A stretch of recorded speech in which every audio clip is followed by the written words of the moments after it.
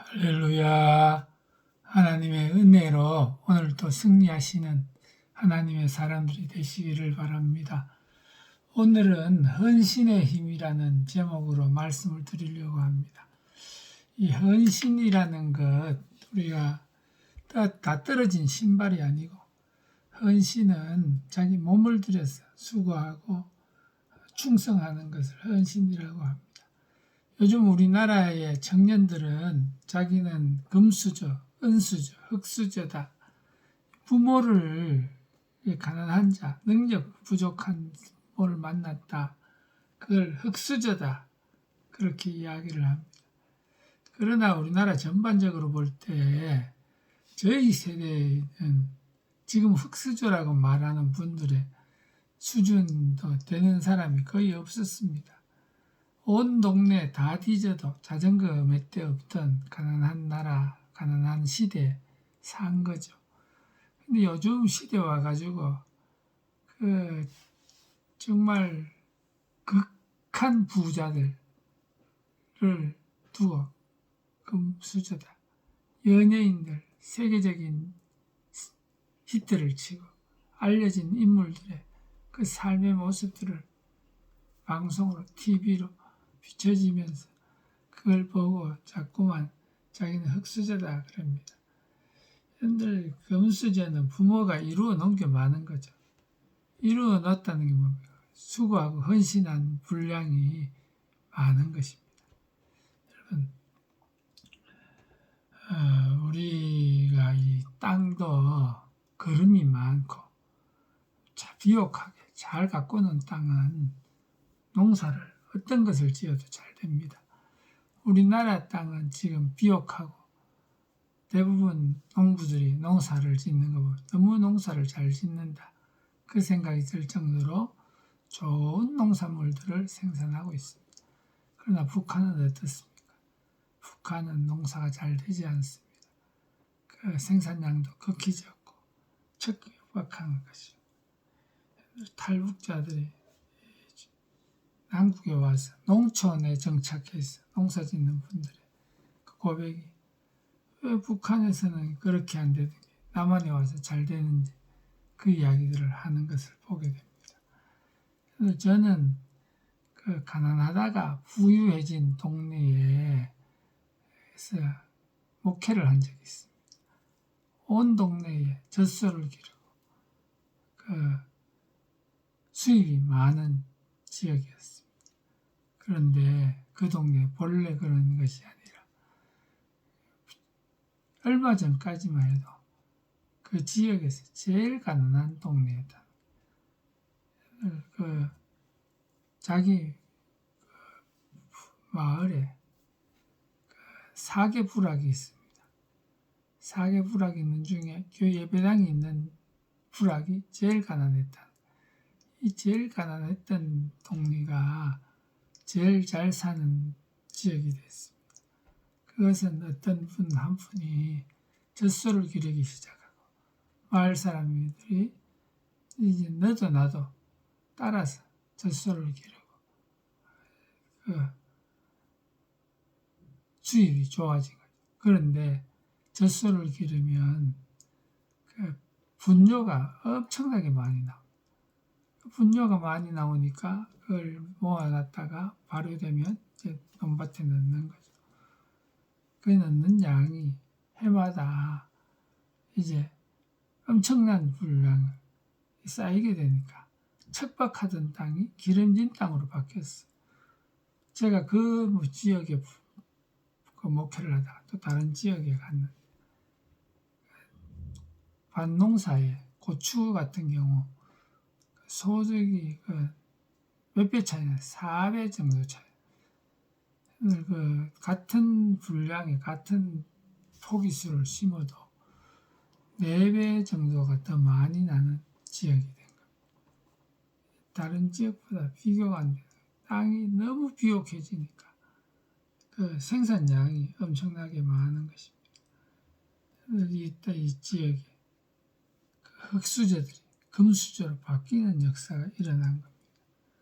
우리가 이 부모가 수고 노력함, 이루어 놓은 그 일들이 쌓이고 쌓이면 넘치게 되는 거죠. 오늘 우리 주님 앞에서 우리도 태어난 거 어떻게 하겠습니까? 그러나 우리가 하나님께 영광을 돌리고 복을 받으면 우리가 사는 지역, 우리 교회는 금수저를 얻은 것 같은 그런 기쁨의 역사가 일어나는 겁니다. 우리 모두 그런 역사가 있기를 바랍니다. 그러면 기도도 많이 하면 저축되는 효과가 있습니다. 저축이 쌓이면은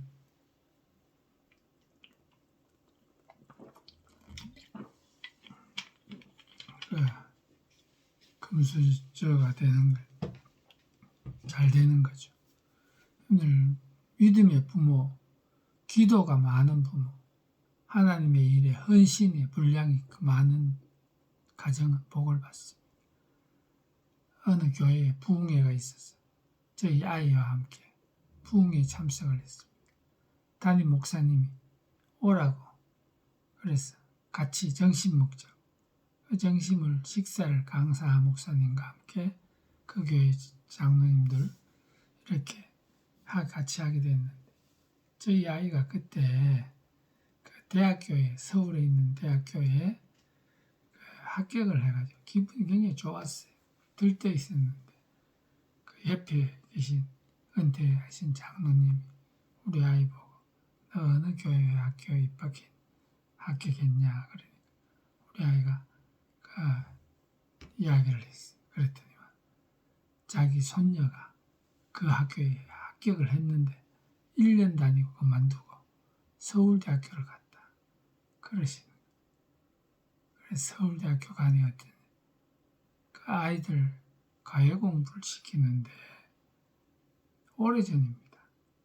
아마 20몇 년 전에 자기 손녀가 과외 공부 고등학생들 가르치는데 학교를 다니면서 매달 700만 원을 수입을 가져온다. 그러면서 너도 서울대학교 가거라. 그렇게 이야기하시. 그 제가 그 목사님, 그 장로님 어떤 분이시냐 했더니 그 장로님은 예배당을 지을 때 그 예배당 지붕을 해야 되는데 지붕할 돈이 모자라니까 자기 집이 기와집이었대. 자기 집에 기와를 몽땅 뺏겨가지고 예배당 지붕에 갖다 얹은 분이다. 그러시는 거예요. 그러다가 예배당을 짓는데 마루를 해야 되는데 마루 옛날에는 멍석 깔고 가만히 이렇게 갈라서 가만히 깔고 이렇게 예배 흙에 앉아 예배를 드리지 않습니까?